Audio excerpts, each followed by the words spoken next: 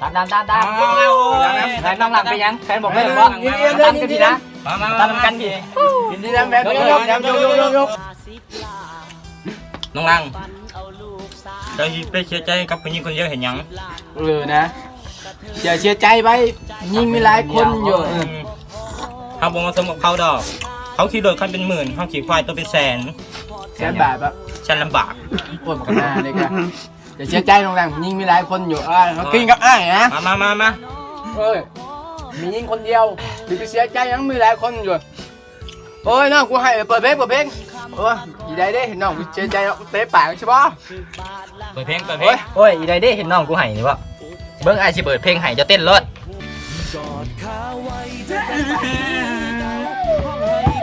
นั่นน้องหลังเต้นแล้วฮีเมพอยเต้นแบบมีดังบ่เห็นมันลงไปบ้านตายนะ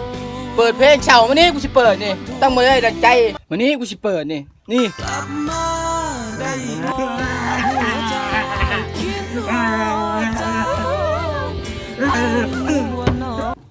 โอ้ยเปิดผิดเพลงน้องหลังลูกกูแม่โอ้ย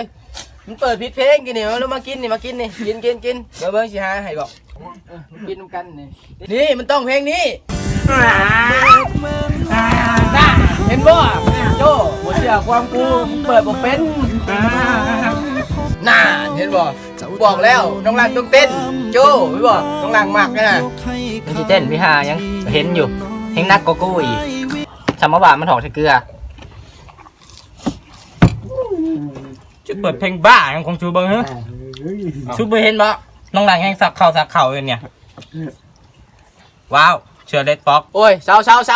อย่าโฆษณาอะไรบอกอันนี้3 คลิปแล้วโฆษณาบ่มีเสียคายเขาจะเถื่อแล้วเขาจะนำมาถูบหัวมึงเหรอเศร้าพวกหาครัวนี่จะเปิดเพลงเหี้ยยังน้องหลังลุกขึ้นมาก่อนไอจะเปิดเพลงใหม่ให้นี่มันต้องเพลงนี้น่าเห็นบ่เพลงกูน่ะ